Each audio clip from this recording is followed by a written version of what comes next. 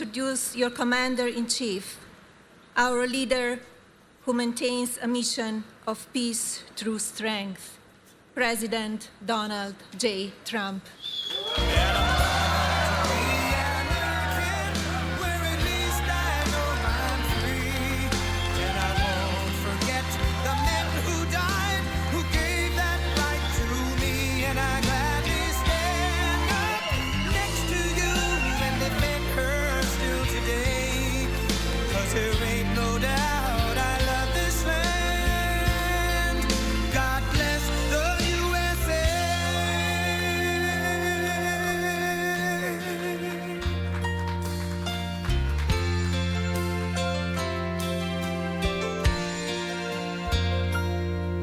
From the lakes of Minnesota to the hills of Tennessee, across the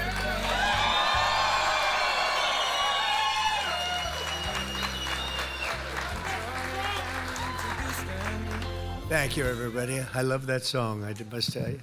I was really referring to the song. They turned it off. That's terrible, but that's all right. Honey, thank you very much. Appreciate it. Please.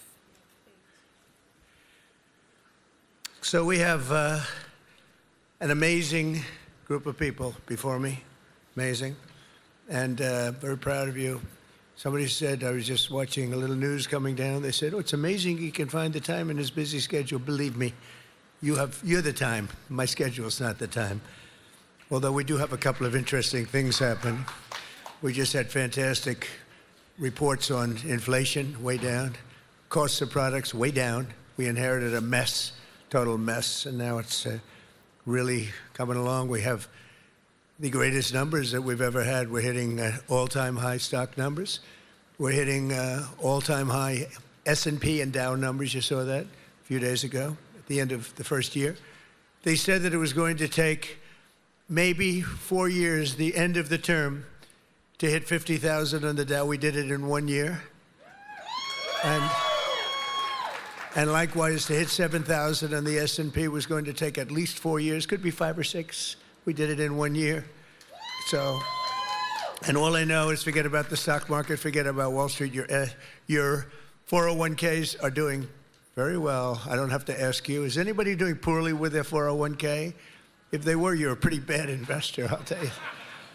But I want to thank Melania. Our country is truly blessed to have such a phenomenal First Lady. And now she's a movie star on top. Can you believe? She did a movie. It's the hottest thing you've ever. It's crazy. Congratulations, by the way. Very good.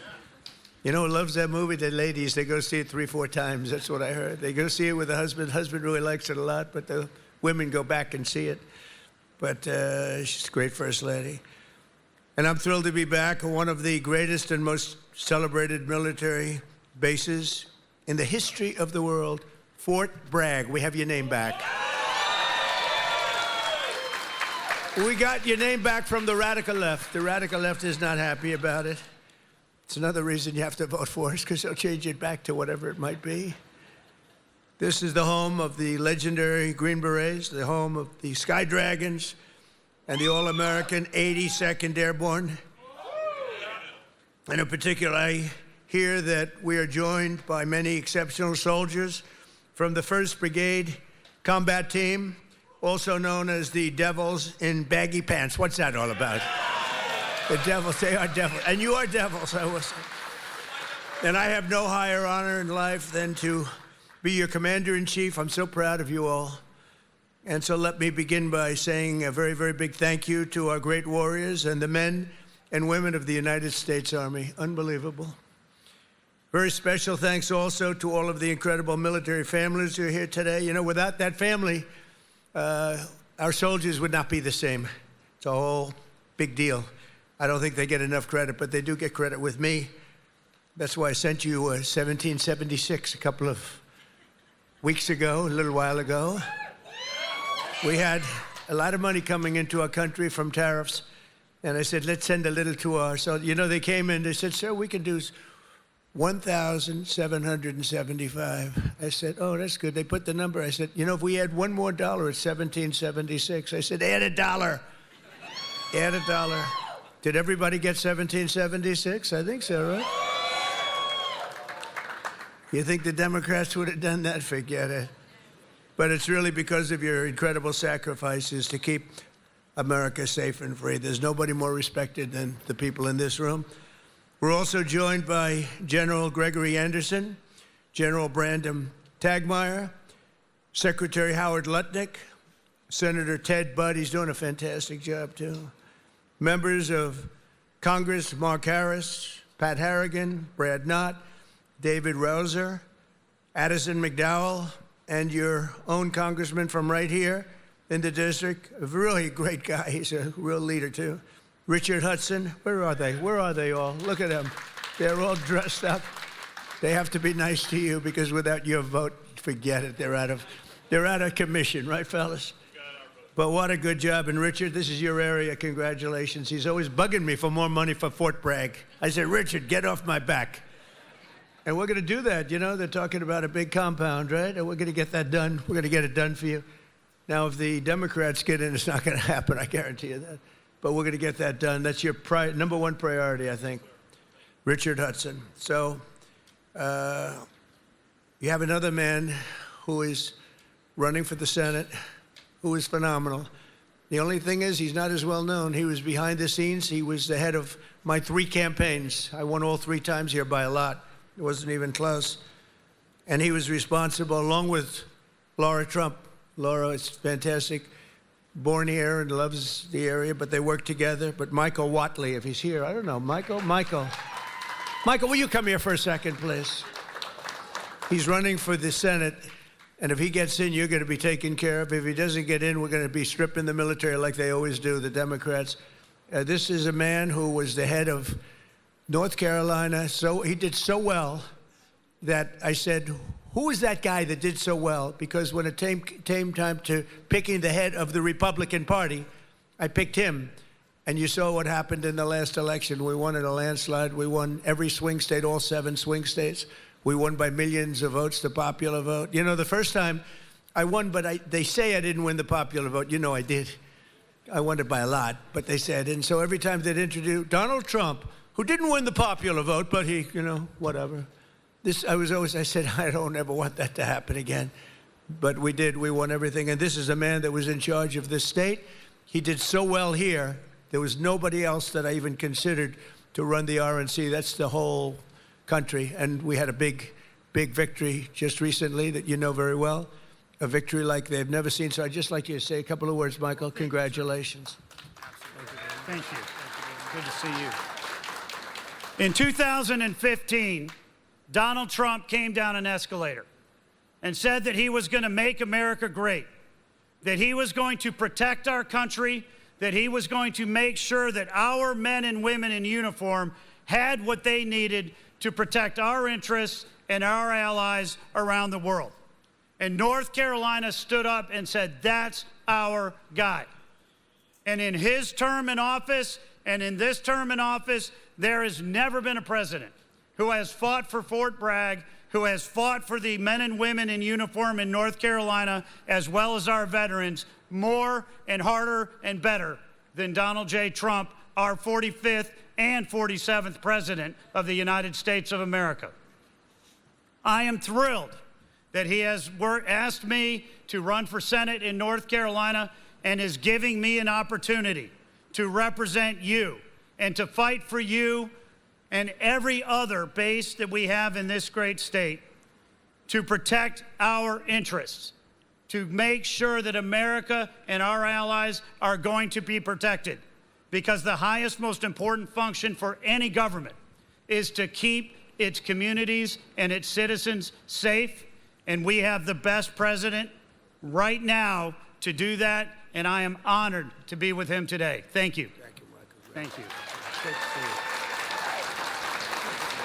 And the word is he's doing really well. But when I heard they were taking the name Fort Bragg off, I said, no. They're kidding. They're not gonna do. They did. They took the name off. We got it back very quickly. But they took it off. And if we don't win the midterms, they'll take it off again. They'll take it off again. You can't let that happen.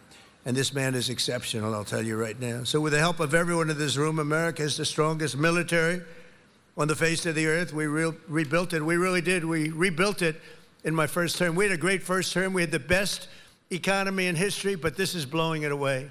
But we had a great economy in the first term. We did everything, but we really created a tremendous military. Now, some of it was given away, actually a lot, but small compared to what we did to Afghanistan. You remember that, where they left all the military equipment behind? We wouldn't have left anything. We were going to get out with dignity and strength, respect. We looked like we were running. We don't run from anybody. That was a Biden embarrassment. What a terrible president. But we came back and we already have rebuilt our military to stronger than it was even then. And we don't leave equipment behind. We don't leave jets behind. I said, why do you leave those jets behind? Sir, I thought it was cheaper to leave it behind. You know, $150 million plane. All they had to do is put a little jet fuel in there and fly it to wherever they want to fly it. These people were the worst. We can't let it happen again. Our military, if the Democrats get in, will be severely misserved. But we rebuilt it in my first term, and now we're making it stronger and bigger and better than ever before. The recruiting is through the roof. You know that after years of recruiting shortfalls, as an example, new enlistments have soared to record highs. We had, a year and a half ago, nobody wanted to join the military. They didn't want to join the Army. You know that. It was like terrible. They didn't want to join the Army, the Navy, the Air Force, the Marines, the Coast Guard, or my beloved, how about that, Space Force. Do we like Space Force? It's turning out to be very important.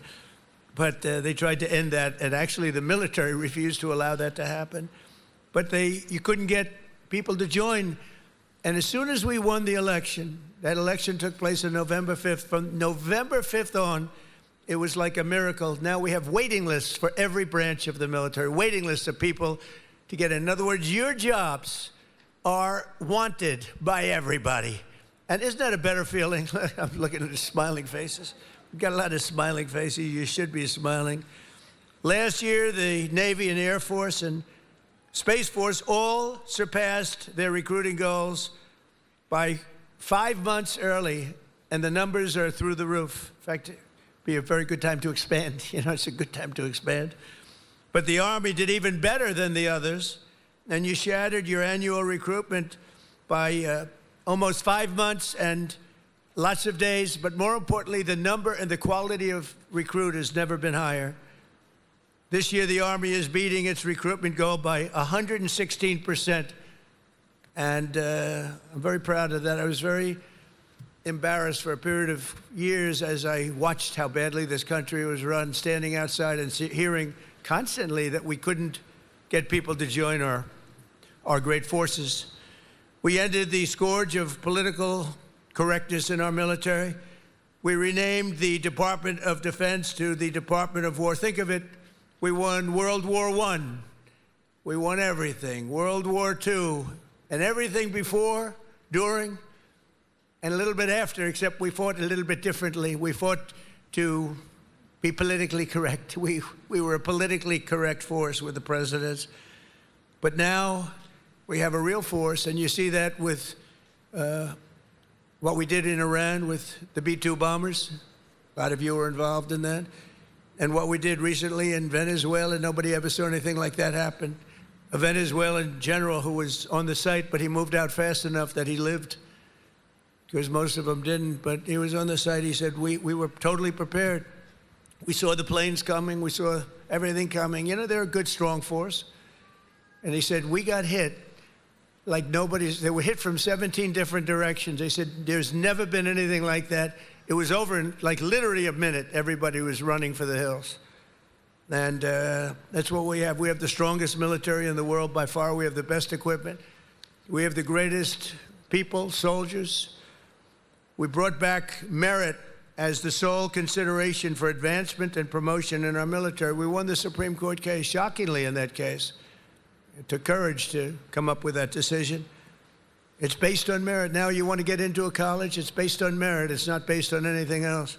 You want to get into the military, you got to have a little muscle. You got to be strong, like these people here. It's like, you're like central casting. I'm looking at all these beautiful looking people, but you have to be a certain type to do well. And we were taking anybody that wanted to get in because we wanted to be politically correct. No, it's based on merit now. You get into the military based on merit, and other places also based on merit. There might be advantages to other people in other fields, but this is all based on merit. As long as I'm president, we will be the best led, the best trained, the best equipped, the most disciplined, and the most elite fighting force the world has ever seen. That's what we've turned out to be, and everybody knows it.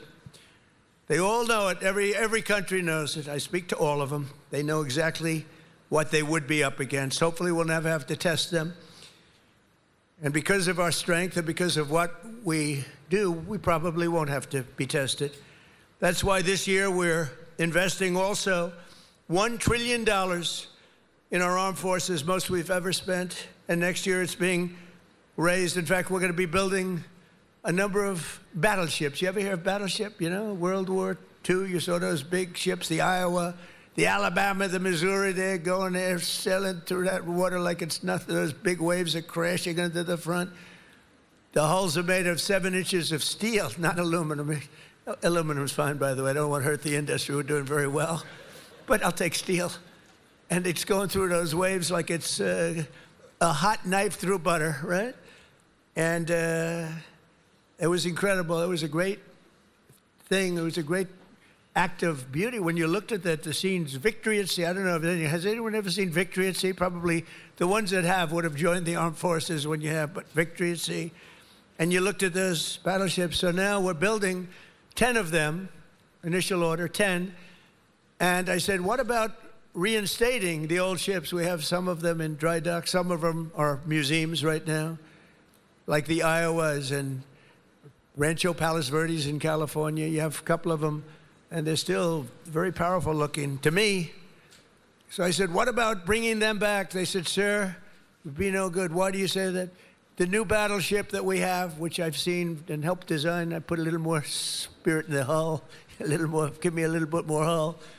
And I want that ship to look gorgeous, you know. Forget about stealth. They say, oh, it's stealth. They design ugly equipment for stealth. Well, we're designing great-looking equipment, also stealth.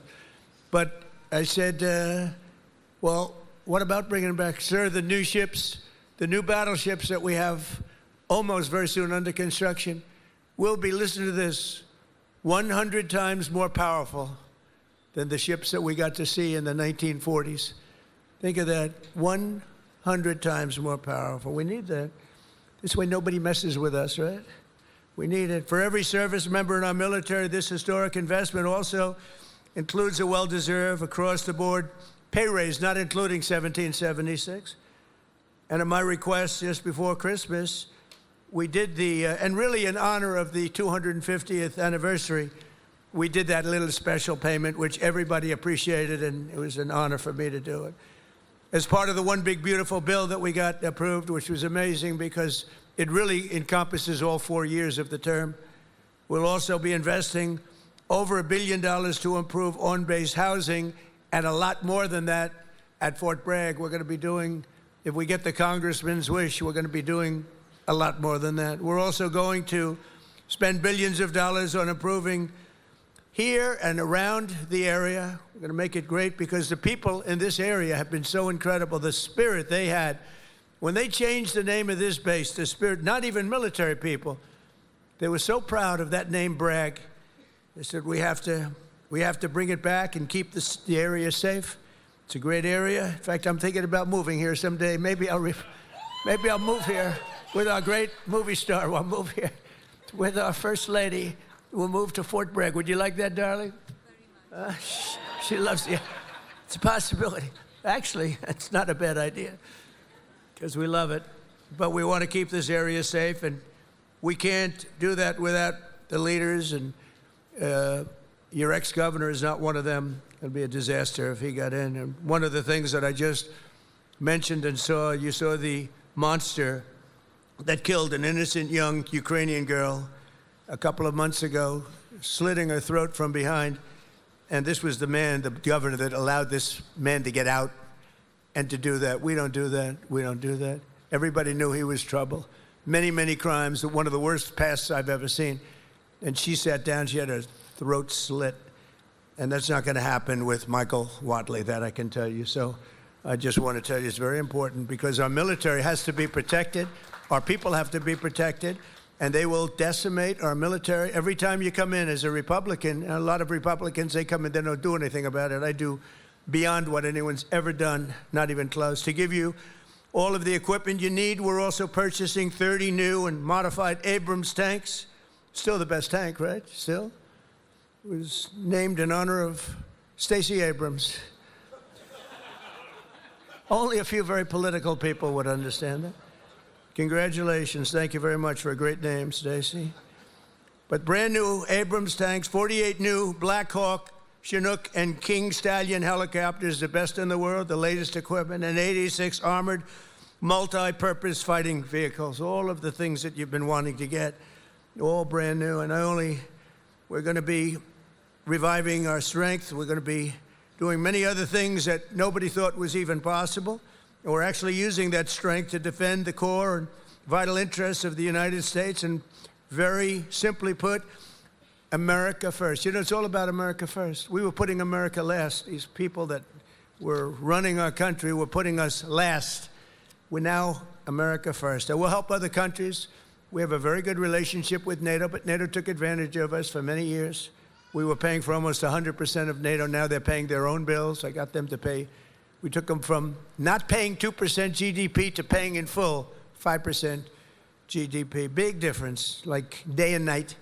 With the help of our military, we stopped the invasion on our southern border for 9 straight months. 0 illegal aliens have been admitted into the United States, and that's done by the radical left. Those charts are made up by the radical left, so I can't imagine that they could be wrong, because it seems hard to believe we could have had 0. My friends, these are early supporters. I have so many supporters up here. How the hell did you get into the military base? It's amazing. I'm a little worried about that. Let's check security. But no, I have so many. You know, I have women from North Carolina. It's about 50 or 60 of them.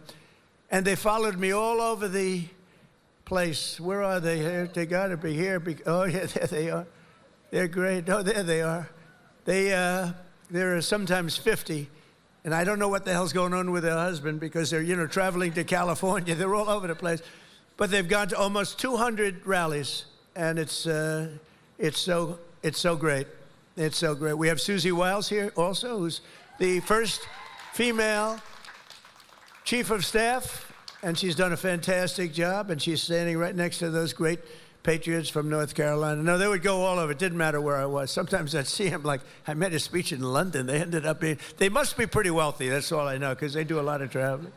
But thank you very much for being here and for your support for years, because they were there right at the beginning. 2015, even 2015, before we started. Some of them were there before I even announced. They said, he'll be a good president. We need a good president. But they're amazing patriots. Thank you very much. Appreciate it. And last summer, I ordered devastating strikes on Iran's key nuclear facilities, and something that was called Operation Midnight Hammer. That's exactly what it was. 1 o'clock in the morning at midnight with no moon. You couldn't see a thing. And I got the message, sir, they have entered Iranian airspace. And I got to see it all take place. It was amazing. The B-2s, the flying wing. And I didn't understand the B-2s until then, but now I understand it very well. So does he. We just ordered a lot more. The super-duper new model, right? But they flew in. They were totally undetected. And those pilots, I met the pilots. I had them down to the White House, the Oval Office. I gave them all medals, actually. And I said, did you really like doing this stuff? You know, they're flying into very hostile territory. And they said, sir, we couldn't wait. In fact, they wanted to wait. You saw that what was happening. People wanted to wait. And the pilots and their commander called me and said, sir, we're ready to go. Don't worry about that. That weather's nothing. We want to go, sir. We want to go. Now, if it were me, I'd say, take it easy. Let's relax. But, you know, you people have a lot of courage. Amazing, amazing. So we gave them medals. But that was Operation Midnight Hammer, achieving total obliteration of the Iran nuclear potential capability, totally obliterated. And think every single one of those 100,000-pound bombs hit its target, which happens to be an air shaft that goes directly into the facility. I don't think they'll be building air shafts anymore. That's not a good concept. They want to get a little air. They wanted to get a little fresh air. It didn't work out too well. No other country on earth could have done what we did. No other country has the weapons. No other country has the skill. No other country has the guts. And no other country has the extraordinary warriors that we have. We have the best warriors in the world. Because you can have the greatest equipment, but if you don't have the warriors, the equipment doesn't mean much. Last month, we proved this truth once again when some of our greatest soldiers, right here, to ever live, frankly, successfully captured the outlaw dictator of Venezuela, Nicolas Maduro, and brought him back to face American justice, where he's now, right now, waiting. And that was an amazing night. People saw that. They've never seen anything like it. You know, it's a pretty military country. It was a big base, one of the biggest bases in South America, where he lived. And it was in a matter of minutes before he was on a helicopter being taken out of there. They had to go through steel doors. The steels were like, it was like paper mache. You know what paper mache is? That's weak paper. These guys blasted through every door. They got up to him before he got to the big safe, but that wouldn't have worked either because they had equipment that was going to knock that out in a matter of minutes. But he never got there. It went so fast. Think of it, in a matter of minutes, when people realize what happened, they're looking up and there's the helicopter heading back to aircraft carriers. So that night, the entire world saw what the full military might of the U.S. military is capable of. And that was an unbelievable operation, but that was a smaller operation. But it was so precise, so incredible. Nobody thought a thing like that could happen. They even talk about the discombobulator because they never got a shot off. The Russian equipment didn't work. The Chinese equipment didn't work. Everyone's trying to figure out why it didn't work. Someday you're going to find out. But it didn't work. It's nice when you can fly in and not get shot at. Although we did have 3 helicopter pilots who were wounded pretty badly in the legs, landing, and a couple of machine gunners seemed to have made it through a thicket of bombs, but they were taken out rapidly by our snipers who were stationed on platforms, actually unbelievable helicopter platforms all the way the line, and they were taken out immediately. And those pilots were incredible and really brave. I may see some of them very shortly. They were hit pretty bad in the legs. You know, they're landing a big chopper, and they're being shot at from close range by a machine gun, so that's not a comfortable feeling. They landed it perfectly, and they got out of there perfectly, and they're just brave guys and very talented, skilled people. With your help, America is winning again. America is respected again. And perhaps most importantly, we are feared by the enemies all over the globe. They fear us. And, you know, I don't like to say fear, but sometimes you have to have fear because that's the only thing that really will get the situation taken care of. We have a situation right now where we sent a very big carrier group to Iran. I'd love to see if we could make a deal. They've been difficult to make a deal. I thought we would have had a deal last time. They wish they did, and that's where we did Midnight Hammer. But with the restored strength and the tremendous power that we've now built up over the last number of years, even though there was an interlude with Biden, who is the worst president in the history of our country. But the interlude, fortunately, was ended quickly, and we started the process again and built upon what we had already done the first 4 years. But we're also bringing peace all over the world. I ended 8 wars in just 10 months. 8 wars are ended. And we have a couple of more to go, but one in particular, Russia-Ukraine. It's a mess. It's a horrible thing. And I think we'll get there. It takes 2 to tango. You have to remember that. And we have to get there. Tremendous casualties, number of casualties. There's a war that if we were involved in that war, it would have been over very quickly and effectively, but we're not, fortunately. In fact, we're not spending any money. We are spending and sending weapons to NATO. And because of the increase from 2% to 5% of GDP that the NATO countries are paying, they pay us full for the weapons. And then they distribute the weapons to mostly, I guess, Ukraine, but that's up to them. They buy them. And we do make the greatest weapons of any country in the world by far, most effective weapons. So my message to all of the warriors here today is that your commander-in-chief supports you totally. I support you more than... I know you've had a couple of good ones, not that many if you want to know the truth, but we support you more than any of them. and you're going to get out, and when needed, you're going to fight, fight, fight. You're going to win, win, win. And we're going to continue to make our country bigger and better and stronger than ever before. And that's exactly where we are right now. We are the most respected country anywhere in the world. And I say it, the King of Saudi Arabia told me when I was there, he spent $2 trillion. We have $18 trillion being invested right now in our country from other companies and countries all over the world. The most any country's ever had is $3 trillion. That was a long time ago, and it didn't happen to be us. It was another country. It starts with a C. Can you imagine what I'm talking about? China. But we have $18 trillion being invested. As an example, in the Biden 4 years, they had less than $1 trillion. Think of this, less than $1 trillion over 4 years. We have $18 trillion in 11 months because we haven't gotten the final numbers on the 12th month, so that's only going to go up. There's never been anything like it. But the King of Saudi Arabia looked at me and says, you know, a year and a half ago, I thought the United States of America was finished. I thought it was dead. And now you have the hottest country anywhere in the world. We have the hottest country anywhere in the world, and you're a very, very big part of it. Thank you to the Army. Thank you to everybody here.